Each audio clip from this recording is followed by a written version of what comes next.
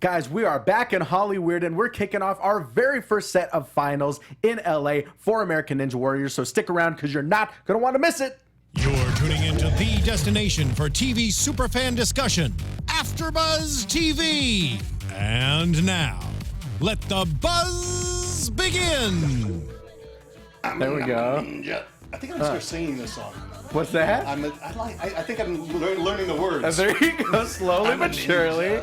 Guys, get some MC Chris in your life. This, as always, is your American Ninja After Show right here on AfterBuzz TV. As always, I am Ty Matthews. Y'all can find me on social media at Ty Matthews PMA. There's various other after shows. We will get to those later. But my talented and lovely co-host, as always, I'm always lovely. The loveliest. But only when I'm with Ty.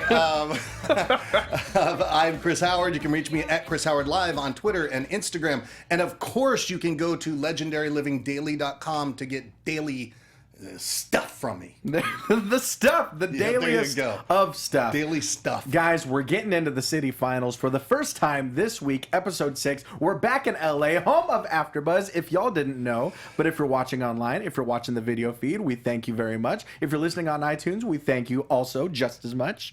Make sure to find us on both of those, mediums. In other words, we'll take you any way we can get you. I mean, really, anyway. I mean, orally, visually, whatever. Just get some AfterBuzz in your life. Rate us, comment, review, subscribe, 5 stars if you're nasty, all that good stuff. We'll get to that. Normally we get that at the end of the show. But But did you say orally? Like A-U. No, that's auditorily. Orally is through the mouth. No, orally, A-U-R, like sound. Sorry.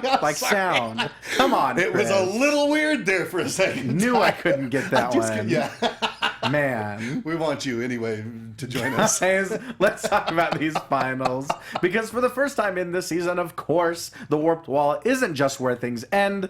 We've got a whole new course, and even the obstacles from before have been magnified, and they're pumped up and they're on steroids. Pumped up on steroids, tougher, more challenging for sure. Absolutely. Yeah. Let's talk about this new and improved LA Finals course. Of course, we start out with the floating steps. These steps are 1 foot longer. The gaps between them are 1 foot longer, and there's no net at the end to be able to grab onto. There's Tic Toc, and there's a longer gap from the bar to the log to grab onto. Next up is the escalator, which has 1 step removed. I mean, that thing was already real difficult. Real difficult. And when I'm looking at the escalator, I'm going, there's no way. This looked difficult. This looked challenging. Yeah, this one didn't take out nearly as many people as you might expect, but we will get to what did. After the escalator is, of course, the ring jump, where there are bigger rings to deal with. Now, those pegs are 8 inches long, so getting those bigger rings up and over the pegs is even more difficult this time around.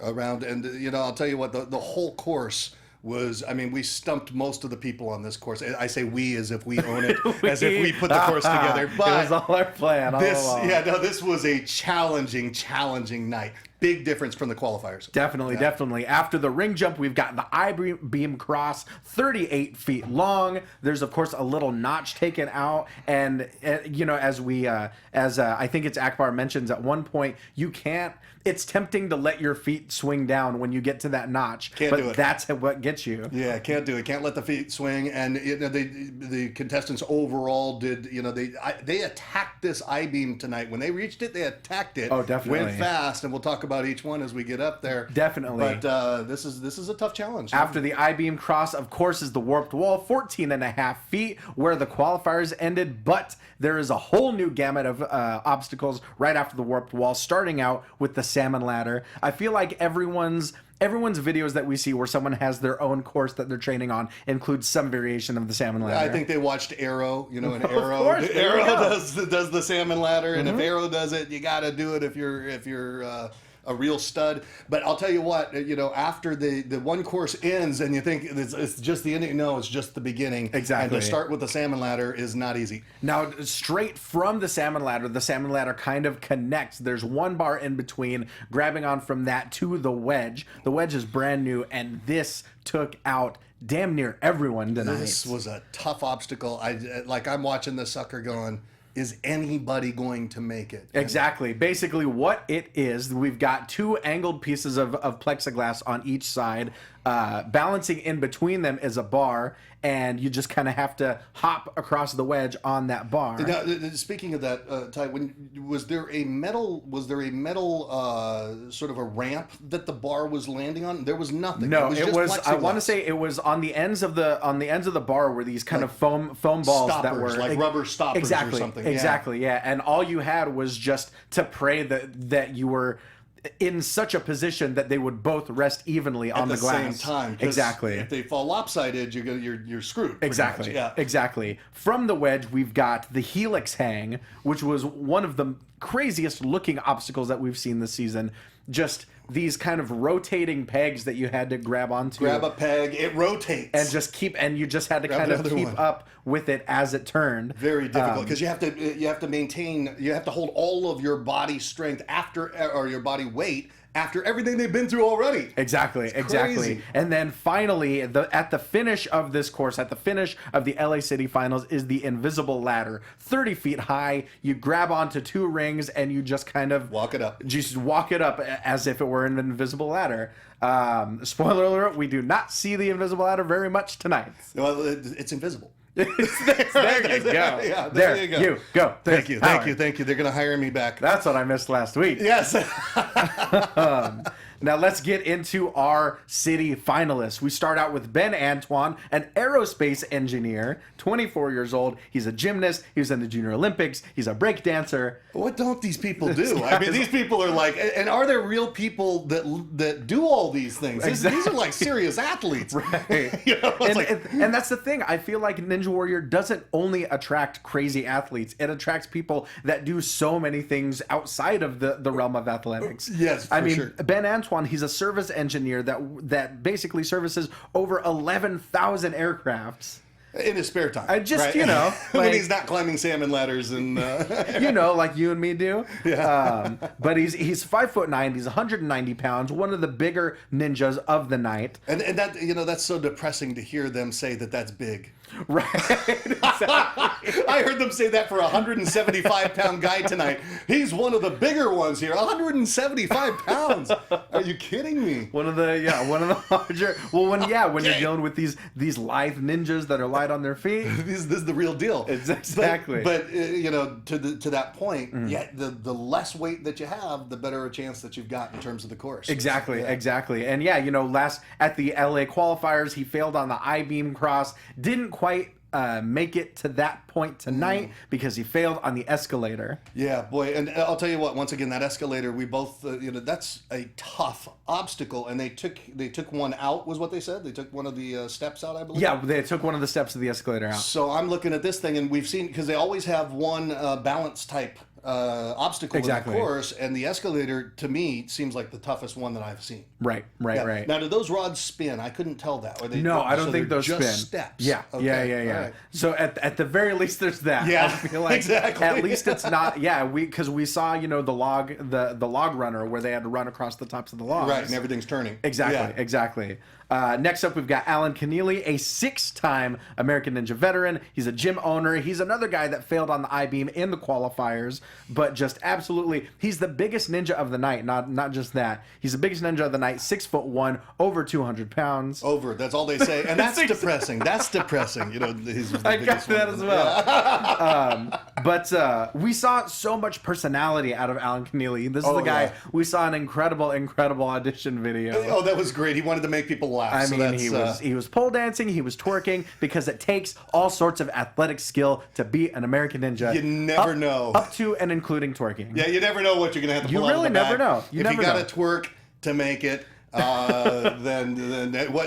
Hell no, we're not going to stop. Sometimes it bees that way. That's right. At 6'1", he's got a great wingspan, which obviously comes in handy on the ring jump. Absolutely. I mean, he's able, because with the ring jump you have to kind of keep one hand on one side and just really, we saw a lot of people stretch out as much as they possibly could before finally grabbing onto that last ring. And I think that made a lot of difference. People with a bigger wingspan when it came to that ring jump were able to reach and then also get the momentum for the dismount. Exactly. Makes it to the I-beam cross, but we see his fingers, they're just contorting in these ungodly ways. I feel for him because this is, like we said, 200 plus pounds on a 1 inch ledge at the end of the I-beam cross. Yeah, that is very, very difficult. And we did see the fingers contorting, and I think we saw those on just about everybody. Right. And you see the blood flow moving from the fingers; they're turning white. But it's the I-beam cross that does him in. He goes down into the drink. Down. We come to our next set of contestants, including the Papal Ninja. We loved the Papal Ninja from the qualifiers, but once again, it was the Escalator that took out the Papal Ninja. The Papal, that was on the commercial break. That was during the commercial break. So yeah. A couple of them, the Papal Ninja. Sean Bryan, our Papal Ninja. God was not with him tonight. Not on the Escalator. I know. See, when things like that happen, God is with you. That's when He's carrying you. Exactly. So he was meant to get really hurt. There was one set of footprints on the Escalator. Exactly. Next up, we've got Scott Wilson, a chess instructor, teaches kids from kindergarten through 6th grade the ways of chess. The intricacies of chess. Exactly. Yes. The great chess player looks into the playing board, sees 3 and 4 moves in advance. And Scott Wilson was able to do that here tonight because a lot of half the obstacles he'd been through before. Right. So he was able to really strategize his way through. And I love that analogy. I love comparing the American Ninja course to a chess game in that, you really have to plan your moves. You can't just go in without a game plan or without a strategy. And that strategy, I think, really helped him out because he's the first one to hit the warp wall, wasn't he, here tonight? Yep, he goes right up that warp wall, first one of the night. He's another bigger contestant, 6'1", 173 pounds. We see these like bloody knuckles on the I-beam once again. His knuckles are bloody. He's going for it. Exactly. Makes it up that warped wall. As Akbar loves to say, he keeps them L's. When you're on those hanging obstacles, you got to keep your arms in an L shape, 90 degrees, to keep your weight off of your arms. There you go, especially for those big ones above 200 pounds. Exactly. But it's that salmon ladder. We see those L's straighten out into I's. It just sends them right into the water. I'll tell you what, and I think Akbar was spot on when he said you got to keep the L's each time. Although we did see some contestants later on, some of the ones that made it a little bit further, who didn't keep the L's the whole time. Right. They had a different type of a strategy. That's got to be, even more difficult. Yeah, I would think so, yeah. Next up, we've got Natalie Duran, our YouTube star that we love so much. Of course, exactly. One of the smaller contestants, 5'3", 110 pounds. We find out there are only 7 women in the entire season that have made it to city finals. Wow, yeah. That's absolutely insane, yeah. She gets in there, but it's, sadly enough, it's a bit of an upset. It's only the second obstacle that takes her out. She was out quick. She did not last long. Coming off of that first bar off of Tic Toc, her legs are just too far in front of her, and it's almost like they land, and she's standing on the base of that log. But she can't quite grab it. Can't get her arms out in time. Upper body's too far back. Yeah. Right. So that sends her into the water. Sadly, we won't see her in the LA finals. She fell back into the 90s with Duran Duran. Or the 80s, right? There you go. There you go. Simon LeBon, he could be around. Next up, we've got Adam Rail, 23 years old from Phoenix. Spent 2.5 weeks as a walk-on waiting for his turn. Funny. Camping out in line, right? Living on peanut butter and jelly. And showering at the local hot yoga place. Exactly. This guy, I love this guy's story because he's a concrete barber. I had no idea that was a thing. Did they say barber? I was trying to hear that word. It's a concrete barber. So he shaves the concrete. He literally, just like a barber, he shaves the concrete for tabletops, for concrete tabletops. And you see this guy working and he's picking up these concrete tabletops. I mean, no wonder he's built, he's solid, absolutely. He's lean, and it's like, he looks like how Hercules would have trained back in the day, grabbing a bunch of shit just and moving it around. Literally moving a stone back and forth. Yeah, exactly. 5'10.5", 185 pounds. I love off of Tic Toc, he kind of, his back is facing the landing platform off of that log, and he does kind of what in wrestling we would call a twisting crossbody block off the log. So that was a twisting crossbody block. There you go. Yes. There you go. For you wrestling fans, And off of, once again, another wrestling term. Off of the escalator, he goes into what we like to call a tigre, a tigre, a dive roll. Exactly. Is like tigre like a tiger? Like exactly, very much like sounds that. Very feminine for a wrestler. This is educational, guys. It's a tigre. It's there you Spanish. go. You got to throw some. You got to throw some flavor. You got to throw some mustard on it. Yeah. Okay. You got smooth dismount even right off of that ring jump. He's the first one to make it to the wedge, but just absolutely slams on that dismount. Man, just right into the water. Yeah, tough landing. Yeah, that's the first of many wedge eliminations we will see tonight. Absolutely. Yeah, he was solid as a rock for what he did, but the concrete salesman or barber didn't make it all the way across. Right, exactly. So he got a discounted shave. Next up, we've got Nicholas Coolidge, who. He's 27 years old. We find out at one point he lived in his car. He was a dumpster diver. Sometimes you got to do what you got to do to survive. Absolutely. Now he has 128,000 flowers. Flowers. Probably has flowers on too, Instagram. but followers on Instagram. There you go. Need some more flowers. He was the only one to finish in the 2015 Venice finals, so we know we're gonna see some good stuff out of him tonight. He flies through the I-beam cross so fast. Fastest that I think we've seen through that I-beam. I think so. I think so. It's crazy to see people just fly through that. What's ridiculous is how tough it was in the qualifiers, but now that they understand the obstacle, and I think there's, that's something we see is once they learn it, then it doesn't provide so much of a challenge, and now people are flying through it here tonight, but he certainly did it. And it's one thing I noticed is that the upper body strength that he shows and the core strength that he shows, because it's like he's keeping his feet up with no effort. They're just sliding along the rail. Yeah. Whereas a lot of people are really struggling to keep their legs up, keep their feet up. And they're gripping with the heels. I noticed a lot of gripping with the heels. Sure. Yeah. Boy, but they had the I-beam worked out tonight. He up the warped wall. He's normally when we see people go right up the warped wall, it's like they fly up there like they're on wires. This one was a little bit less graceful of a trip up the wall. He kind of clambers up there, makes it up, flies through the salmon ladder, but once again, it's that wedge. It's that very first jump. One side comes down a little bit more than the other, and that just takes them right into the water. Yeah, and it doesn't necessarily mean that they're over, because we've seen people recover from that, but it's a good sign. If they're not, if they don't have it nice and even coming down there, they're in trouble. Yeah, exactly. Now let's talk about Brian Kretsch. Now Brian Kretsch left last year's course on a stretcher after breaking his tibia in 3 places. Yikes! I mean, 3 different places. Like even one place. Yeah, I'm like, I'm never doing this again ever. Right. But he breaks his tibia in 3 places. Has a PCL avulsion that. I'm not gonna lie. What's a PCL avulsion? Don't know. It sounds terrible. That sounds horrible. Sounds if awful. ever you get a PCL avulsion, well, I don't know. He didn't give up though. He's right back here. He, as he was kind of relearning how to walk. His mother was diagnosed with breast cancer. Oh my God! So just as he got his leg back and working again, he finds out his mother has breast cancer. Right. But luckily, she's here. She's watching. Survivor. She's watching him compete in the LA City Finals tonight. For sure, as well as his sisters. Exactly.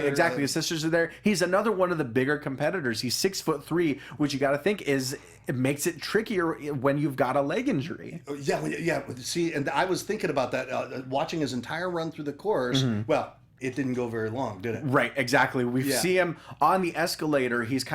We see a lot of people bounding through and trying to kind of skip the last step or two. He jumps off from that very top step and lands hard. Lands on the last step. And you got to think his legs. That was the first thing I thought. I don't know about you. Exactly. Well, we heard Akbar saying like that could be rebroken. Right, because he just lands straight down on it rather than stepping on it and keeping forward momentum. Exactly. Falls in the water, gets back out, and he's okay. Well, but boy, was he emotional. It might have that. Oh man, that interview was tough to watch. Definitely, because it's there's so much emotion going into it. Even if he had just lost the last time he was here, let alone suffering such a great injury, wanting to, really put on a good show for his family. Right. But I mean, that interview, it was tough to watch, but it was also heartwarming in that he's got so much heart and so much drive and so much passion. For sure. And that passion will get him back out there once again. We know that. And I think he might have been better if he had landed more forward on that last step. Right. I think if he had landed more forward, he could have kind of sprung off onto that landing like a platform. trampoline or something. Exactly, yeah. but because he had landed sort of on the back end of it, that just sent him right backwards. No chance whatsoever. And with Christine, she says, "How are you? Are you okay?" And he says, "Yeah, my physical body, yeah, but Exactly. Then you saw the emotion welling up, and his biggest concern was that he let other people down. Right, Yeah. exactly. But you know, it's great to see that he's okay. We go from one of the tallest competitors of the night, 6'3", to one of the shortest, Chris Workman, at 5'4", 32 years old, an app developer. He moved to Vegas to be closer to his family, so of course, you know, you want to see him at least get far enough to make it to Vegas so they can all come out and see him. Yeah, absolutely. His family, his son, spending the time with them, that was important. He moved from LA, I take it, to Vegas? From Arizona. From Arizona to Vegas so yeah. that he could be with them. And he starts off here. Let's see, how did he? I mean, what's interesting is that, you know, he makes it through the first couple obstacles pretty easily. When he gets to the ring jump, I really would have thought that at 5'4", I mean, as a fellow shortman. As a fellow shortman, I would have thought that would have posed. No, he's Workman. Some reach. There you go. There you go. I would have thought that it would pose some reach issues, some wingspan issues. But he makes it through the ring jump. Makes it up to fine. the wall. Yeah. Yeah, makes it. He did really, really well, actually, for somebody who's 5'4". Yeah. The I-beam, especially, he really just a smooth run right through that, makes it up that wall. But once again, it's that wedge. The wedge takes him now out. Specifically when he jumps on that wedge, he's going for the dismount. As his hands come off the bar for the dismount, the bar rolls backwards, and that sends him completely careening into the water. And when we saw that, what did you think? I thought the double grip, the reverse grip. I had thought about that, but the more I thought about it, the more I thought that with a cross grip, that's got to be so hard to jump forward. It's got to be easier. It's got to be easier with palms out to jump forward. But once you get to the dismount, like maybe have the cross grip and then change it for the dismount. Which I don't even know if that would be feasible. Well, that's how we would have done it. Come on, exactly. Workman. But Workman did have the fastest time so far at that point. He really made it through in quick time. I think we will see him in Vegas, so his family will get to see him. In fact, because Christine got to break the news to him that he'll be making it to Vegas, and that his family just absolutely and complete the happiest tears. That was really awesome to watch. Yeah, and she did that for two people, didn't she? She did that. Was that also for the one before? I think so. It might have been. It might have. I think that was for our friend before that was so worked up. No, not for Cratch. Not for Cratch. I gotta go someone back else. to my books. Someone else. We'll get to that. Someone else. We'll figure it out. Next up, we've got our Island Ninja. Our Island Ninja showing off more of his dance skills on the course. And his skateboard skills. I didn't know he was a skateboarder. Now, one thing, I didn't realize, we know that he's a flight attendant. I didn't realize he has been a sponsored skateboarder for over 10 years now, which you got to think contributes to his agility and his kind of lightness on his feet on the course. His lightness on his feet. But what's fascinating is it didn't contribute as much to his fame because it wasn't until American Ninja Warrior that he started getting recognized every place. Right. You'd think as a sponsored skateboarder he'd have a following, but sure. That says something about American Ninja Warrior. Right, exactly. Another one of the bigger guys of the night, 6'2", 190 pounds. I love, obviously, the energy and the kind of showmanship that he puts into this. We see a lot of those ninjas that aren't just finishing the course. They're finishing the course in style. Well, he certainly does that, and he loves to dance, do a little dance. Off of Tic Toc, jumping off of that log, it almost looks like he hits a Superman pose in the air before hitting that landing pattern. I didn't see that part. It's stuff like that. It's very subtle. Very subtle. You got to freeze frame it. Well, I'll tell you what, I think that almost hurt him, though, before he went up the warp wall tonight. Sure. Yeah. Exactly. Yeah. Another really interesting, unique thing that we saw from him is that when he was on the I-beam, when he needed to rest, he used his chin. His chin, yes. He rests his chin on the ledge and lets his arms hang to rest his muscles. Yes, so it redefines chin up. There you go. It's a very unorthodox strategy. Yeah, so he's using his chin to rest, which I think was absolutely brilliant. Right. And his father was in the audience, former NFL player. Yes. In the audience saying, use that chin, use that chin. Exactly. Going up that wall, I really thought he was done for on that first. So did I. On that first trip up, he saves it, hanging off with one arm. Yeah, he did, and it didn't look like a strong hang because you see strong hangs where people are waving and but it seemed to me that little dance move that he did just before he wasn't even committed to that. There was something that happened, and then Yeah, boy, but he got really lucky. He makes it up, but once again, it's that wedge. It's again on that first jump, the bar's uneven and just goes violently into the water. One of the harsher bails that we saw of the night. Oh yeah, because he took his head in the landing pad, didn't he? Mm-hmm. Yeah, so as he was coming down that sucker, his head hit so hard that I would have thought that he would have been hurt. Right, exactly. It looked like, I mean, you could hear it reverberate throughout the room. Yeah, luckily it's just a lot of padding and a lot of water. Yeah. So even when it looks bad, it's kind of like Wipeout. Yeah, it's kind of like Wipeout, where just everything's fine. Thank God. Next up, of course, the highlight, the one thing that I really think everyone was really looking forward to: Jessie Graff, our stunt woman from Calabasas. Now, I didn't realize she's from Calabasas. She's from Calabasas, know that. Absolutely. One thing I didn't realize is that her qualifying run got up to 51 million views on YouTube. Oh my God, that's wild. Yeah, I did see the 51 million. This is like, this girl's going to have a huge following. She had Casey Catanzaro, yeah. She was in the audience cheering Absolutely. her on. And, there was one thing that she said in the very beginning. She said, athleticism is attractive. Sure. And so she feels that she's really a role model for people that want to, and for young women that want to get out there and be athletic and stuff. Mm-hmm. But it was interesting that once she said that, I started looking at her differently. Like, I was like, well, this is an attractive girl. Absolutely. Just in phenomenal shape. Yeah, beautiful. Now, she, obviously makes short work of the first few obstacles. When she gets to the ring jump, she takes them on backwards. She grabs those. And we got Matt and Akbar going, oh, wait a second, she's going backwards. What's going on here? With someone like Jessie Graff, there's a method to her madness. Right. And she gets up that first side of the ring jump just completely effortlessly going up backwards. After the ring jump, she goes up the salmon ladder, grabs that cross grip, which helps her a lot. Right. She's the very first person of the night to make it past the wedge. How exciting! And when after she made it, she drops to her knees. And it was as if that was the last obstacle. Yeah, exactly. Yeah, well, because she's the first person to make it, and it's a girl, and here's somebody who does stunts on Supergirl, right? So she's her stunt double. I imagine so, yeah. Dressed like Wonder Woman, does stunts on Supergirl. Here she is, super attractive young lady, stunt woman that makes it to the end. Everybody's going crazy. This was an emotional run. Definitely. I watched it twice. She makes it past that wedge, but it's the helix. You got to think that the salmon ladder and the wedge took so much out of her upper body strength and her grip strength as well, that once she gets to the helix hang, it's almost impossible. Impossible. When she's gripping those, I loved her she's strategy. keeping those L's, yeah, because not only was she keeping the L's, but they said it almost looked like V's. Almost V's, yeah. She was bringing her whole body in, and I could imagine that upper body providing some of the strength there, almost curling it in. Right, exactly. But on that on that peg, it's almost like it's in slow motion. You just see her hand just slowly slipping. The last one, and you knew she wasn't going to make it. It was rough to watch, but she makes it to the helix hang in 6 minutes 7 seconds. So we know for sure she's at the top of the pack right now. How fantastic is that? Yeah. Definitely.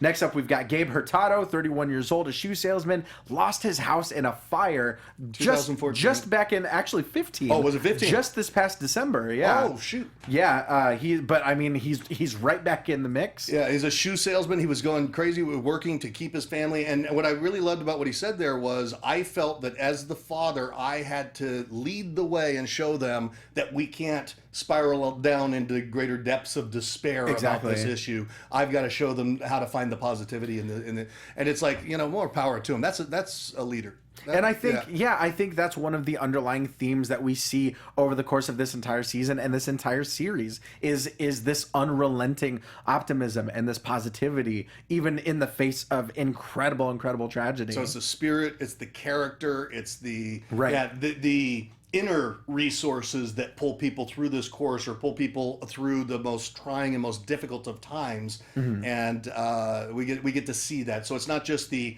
outer physique or the outer talent, it's who you are inside that determines also whether you make it through the course, which is just a big metaphor for life. Exactly. Right? You gotta have the spirit of a ninja, not just the abs, the spirit. That's right. That's the lesson. That's the take-home lesson tonight. Have the spirit of a ninja. He makes it through the ring jump. It looked like he was one of the fastest of the night right through that. But once again, it's the wedge. He's uneven on the salmon ladder, but he makes it past. But again, it's jumping forward on that wedge that just no one can really seem to figure out. Yeah, they haven't figured it out yet. And I'll tell you, and he was the one that Christine Leahy got to also say, "Hey, you made it." Right. Okay, yeah, there we're you looking go. for. We corrected ourselves. We stand corrected. We stand corrected with the shoe salesman. It's totally fine. It happens to the best of Just us. had to get on the right foot. There you go. And he saves it. Next up, we've got our Eskimo ninja, Nick Hansen. He's back. He from a village of 800 people in Alaska. We got a kick out of this last time we, and did you watch the training montage before where he's jumping, this time training on ice, floating blocks of ice in Alaska? Yeah. I love that. I love these kind of unorthodox approaches to training that we see. Right. He's got so many of his fellow the people that are there supporting him. He's got he trains kids, doesn't he? He works with kids. I think so. Remember from the last from the qualifiers. I think so. Yeah. He's one of these people. We realize we've got ninjas over the course of this season from 50 different states and Guam. And Guam. We got you, Guam. From all over the place. Our Guamanian ninjas, we got you. And so he's the Alaskan ninja, and he lives in this little teeny village that you can't get to by any place other than what? A plane. You can only get there by plane. Okay, all right. Yeah. So planes can make it. Yeah. But it's so tough watching this because he makes it up that salmon ladder and he grabs onto that bar to start on the wedge, and but you can just see it on his face. Like there's literally, he's running on fumes at this point, right? And just he has to drop off. He has to slip off that bar. There was nothing. It couldn't even give it a go. Even before that first jump, it was heartbreaking to watch. Yeah. But because he made it to the wedge and because he made it quick enough, we will see him in Vegas. Made the top 15 for this episode. Yes. Now we talk a lot about these kind of heart-wrenching stories and these inspirational stories. And next up we've got Flip Rodriguez, who it's such an interesting trajectory and this character arc where he started out on Ninja Warrior wearing this mask. So it's like a half mask that covered half his face. Yeah, exactly. Just everything, kind of almost like a ninja mask, kind of from here on down to his chin. And he just recently ditched the mask and started competing, showing his face. But tonight they told us why. We realized there's so much symbolism there, and we realized from ages 9 to 15 he was sexually abused and just didn't know how to talk about it and didn't know how to deal with it. See, and so the mask was just him representing to the world that he was hiding in some way. He was keeping something hidden. It seems like even if wearing the mask didn't necessarily represent that, he knew in his heart. I think losing the mask represented. Oh, there you go. You're probably spot on. I think it's You're probably spot on that. I'm going to take this off, and that represents exactly. I mean, he's unmasking and he's kind of bearing his soul, being able to speak out. Exactly, and showing anyone that goes through things like that they can talk about it and that it's not their fault. See, that was actually meaningful to me because in business I had something like for 6 years I've been attacked online and hacked and everything, and you don't want to talk about something like that, right? Because it's bad for business, right? Because who wants to do business with somebody who's being attacked online and harassed, and then they would be at risk as well. Sure. And I take that much in the same way as this. You don't want to talk about it because it's embarrassing, but you're the person who's been abused is the last person who should be embarrassed to speak out. Exactly. And in speaking out as he did, he gives other people permission to shine the same. And I found that, like I've done the same thing in my business recently, and I'm speaking out about it. And there's something freeing about that. Absolutely. And so kudos on Flip. Really, really emotional story. Definitely and making a difference here on a platform. Exactly, yeah, and just one of the absolute most incredible performers that we've seen over on any course, really. He's got his fellow ninjas cheering him on. He's got Tiana Weberly. He's got JJ Woods. He's got his tadpoles that he teaches at the academy. I mean, he's a 6-year veteran and just making it look completely effortless. In the skills challenge, in the American Ninja Warrior skills challenge, he made it up a 19-foot wall, Yeah. which is just absolutely bonkers to even think about. Insane. Well, he comes from the world of parkour, yeah? So Yeah. he's a parkour guy. Exactly.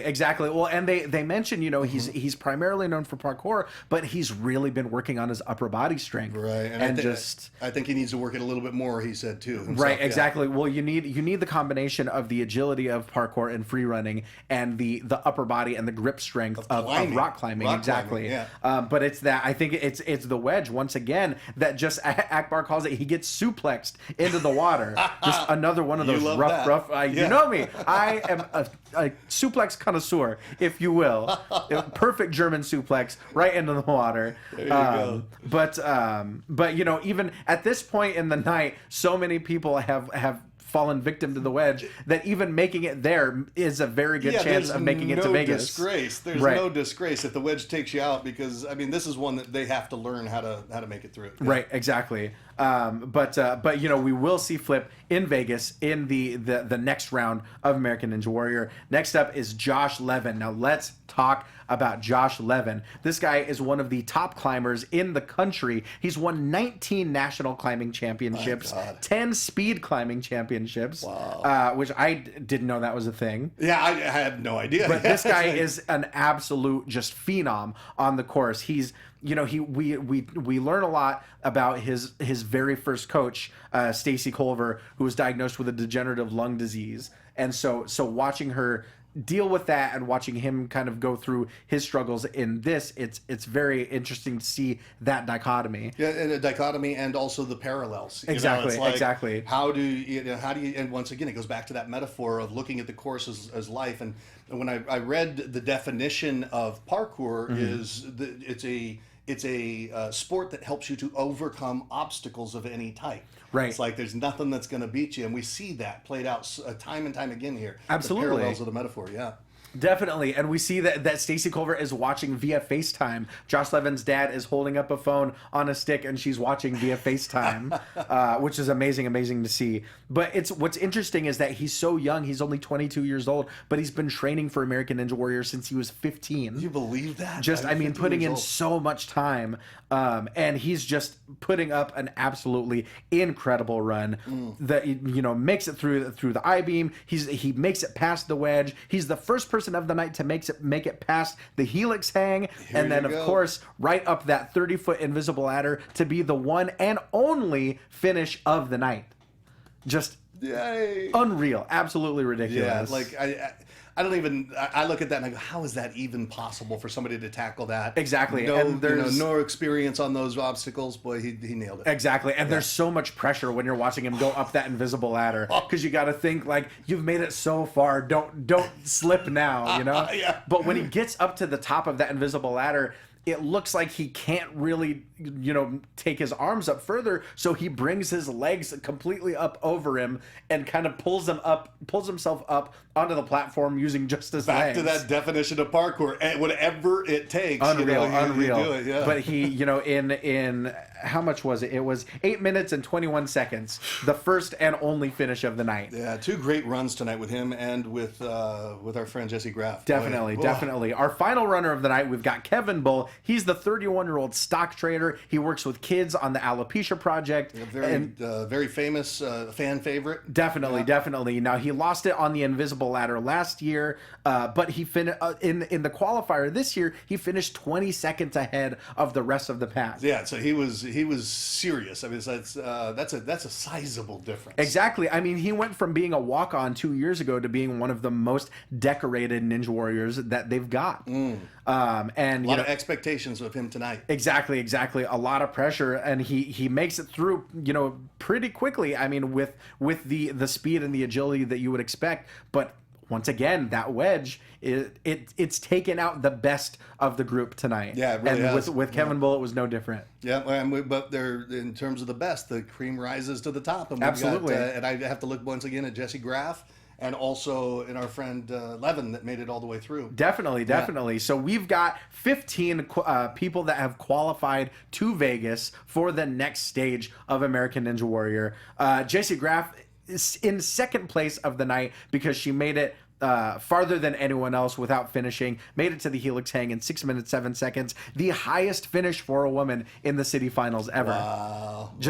I mean, she can really do anything. She's a rock star. Yeah, I just see her getting more. Here she's a stunt woman on, and Akbar I think was saying it, either Akbar or Matt was saying, but I can't believe that she's not the star on those sets. You're going to see her getting more and more opportunities. Oh, for sure, as things move for forward. sure, definitely. I wouldn't be surprised if we started seeing her face on screen rather than just her body doing these stunts. Although her body's pretty good. Yeah. It's great. It's great.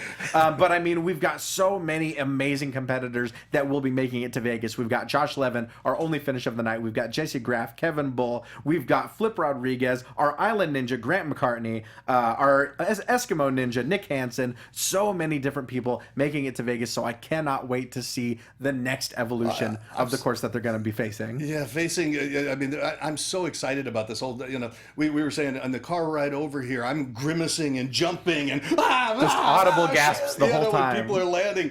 I mean, what other show do you get into like that? Exactly. I don't know another show that people get into like that. It's amazing to watch. We cannot wait for next week. It'll be the ATL finals. Of course, we've got favorites like Drew Dreschel, James McGrath. So please, I hope you'll join us next week. But for now, guys, that is our show. Dang it. Just flies right by, just like went that. By fast. But for now, Chris Howard, tell them where they can find Chris you. Howard, you can find me at Chris Howard Live on Twitter and Instagram.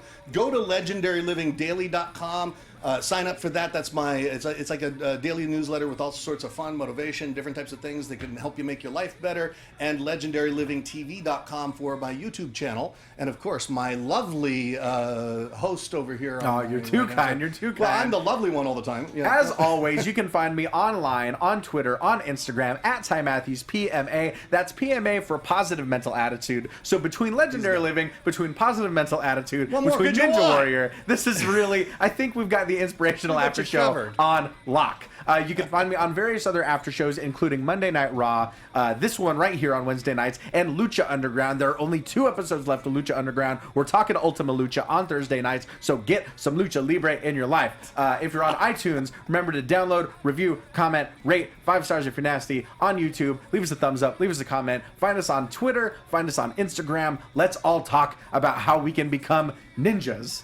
And of course, just like we said at the top of the show, listen to MC Chris, listen to Hoodie Ninja. That's our theme song. It's amazing. It's always stuck in my head for like 3 days after we do this show. But guys, thank you so much for joining us. We'll be right back here, same bat time, same bat channel, Wednesday night, 9 p.m. Pacific, talking the ATL finals. But guys, until then, peace. Peace. Holy closing. From executive producers Maria Menounos, Kevin Undergaro, Phil Svitek, and the entire AfterBuzz TV staff, we would like to thank you for listening to the AfterBuzz TV network.